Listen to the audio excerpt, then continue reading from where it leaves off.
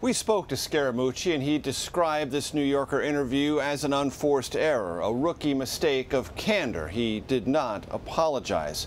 His sentiments, colorful and vulgar as they are, will come as no surprise to Preibus or Bannon, longtime rivals who both opposed Scaramucci's hiring. And of the New Yorker interview, the White House had no comment. Errol? Now, Major, considering the White House obviously doesn't want to bring any more attention to this, this is the behavior of the newly minted communications director. Tell us more about Anthony Scaramucci's relationship with people in the White House. We know he's close to President Trump as he reports directly to him, but how do other staffers see this new comms director? Well, it depends on where you are in the White House food chain, okay? So if you're a low-level staffer, particularly in the communications shop, you live in sort of hour-by-hour fear. You don't know what Anthony Scaramucci is going to do with your job or with your future in the White House. He's made it pretty clear he's going to go on something of an expedition to find out, if he can, who leakers are. And if you're a junior staffer implicated or accused sufficiently to Scaramucci, you very well may lose your job. If you're a senior White House staffer, you know Scaramucci has been hanging around here for some period of time, many, many weeks. And when I say hanging around, I don't just mean standing outside peering through the windows. He is a frequent visitor to the offices of Jared Kushner and Ivanka Trump. And that has made him a kind of presence, but not necessarily a player in the White House until last Friday, when, against the obvious objections of Reince, Preibus, the chief of staff, Steve Bannon, the chief strategist, and then press secretary Sean Spicer, President Trump announced that Scaramucci would not only join the White House team as communications director, but report directly to him, bypassing Bannon, bypassing Reince Preibus, bypassing everyone else in the senior leadership. So that also gave those other members of the Trump team at a senior level some cause for concern. Now, let's put this in the context of this Ryan Lizza interview in the New Yorker.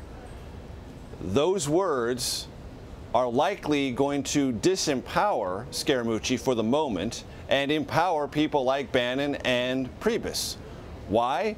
Well, because they're so outrageous. I know people who have, and I've talked to them today, longtime advocates and defenders of the president, keeping constant communication with the inner circle here at the White House, who are astonished and borderline appalled by this interview. One source I talked to described it as an act of self-immolation, almost unrecoverable.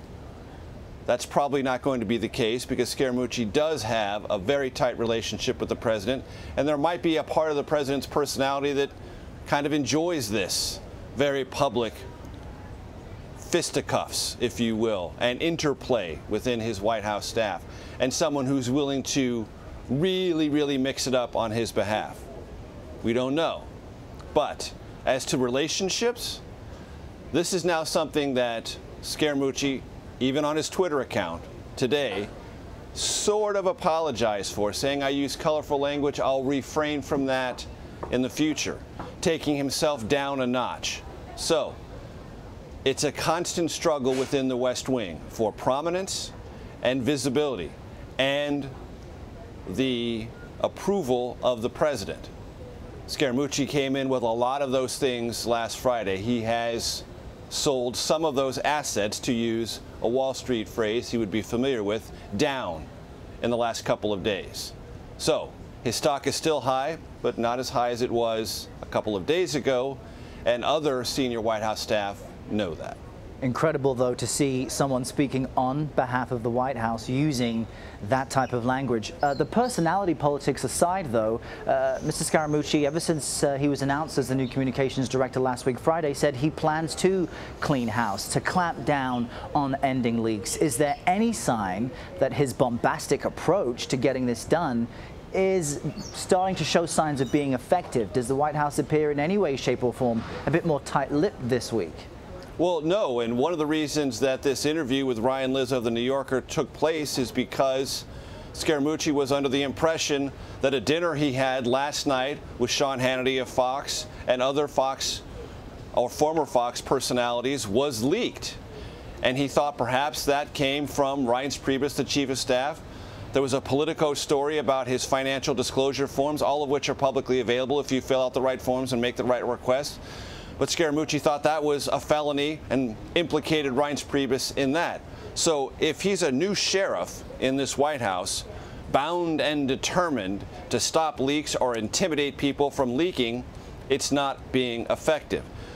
It's also important to step back and notice two things about today. Thing one, Scaramucci isn't even a part of the White House staff yet, hasn't been sworn in, doesn't have a White House email, doesn't have an office, doesn't have a phone number. He's still not even a formal part of the staff. That's at least a week away. So he is the appointed communications director, but doesn't have an actual paying job at this White House. The other thing that's worth pointing out, and it seems like so long ago, but it was only this morning, in a telephone interview with CNN, Scaramucci said there are people in the administration who believe it's their job to save America from the president. Those are his words.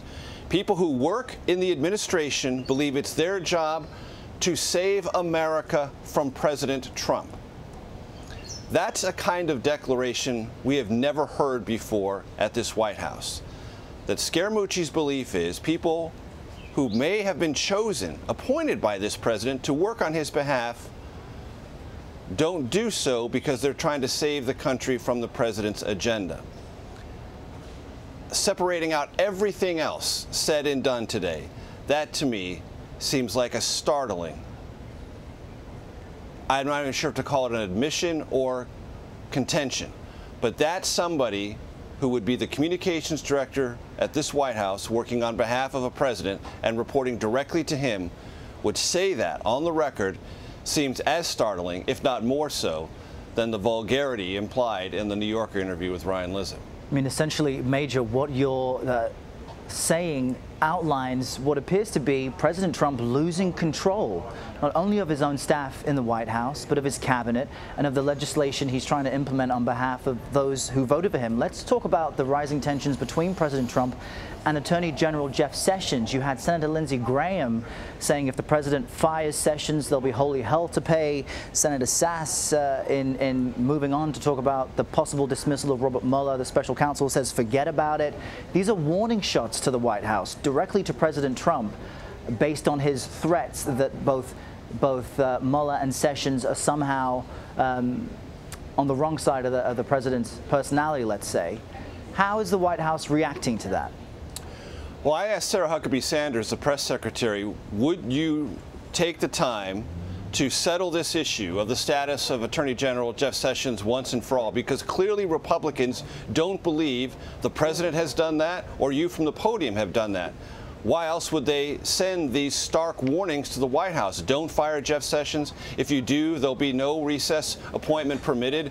The chairman of the Judiciary Committee that would hold a confirmation hearing, should there be another Attorney General nominated, said, I will not consider any nomination for the remainder of this calendar year. I mean, these are serious warning shots, as you described them, Earl, to the President of the United States. I said to Sarah Huckabee Sanders, why don't you just say, once and for all, the president's not going to fire the Attorney General, has confidence in him, and everyone can settle down.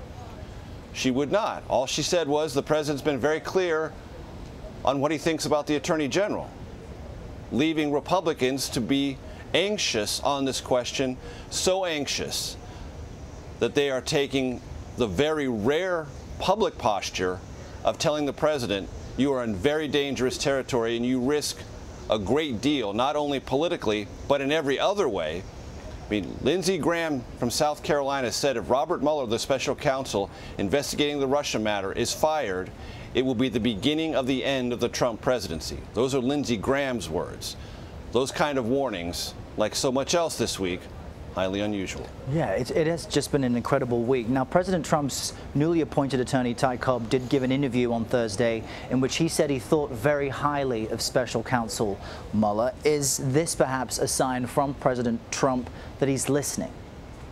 Well, it's certainly a sign from an attorney that he trusts and who will be soon, at the end of this month, July 31st is the date I've been given, when Ty Cobb will come into the White House as the attorney in charge of the legal strategy on the Russia investigation and the communication strategy about it.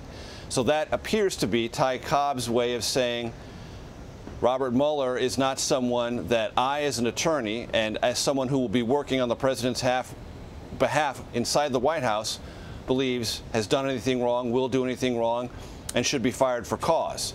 So that may be the president's attorney attempting to communicate not just to the country at large, but to the president himself. In uncertain times like this, it's good to have the steady mind of our chief White House correspondent, Major Garrett, to walk us all through it. Appreciate it, Major. Thanks, Earl, very much.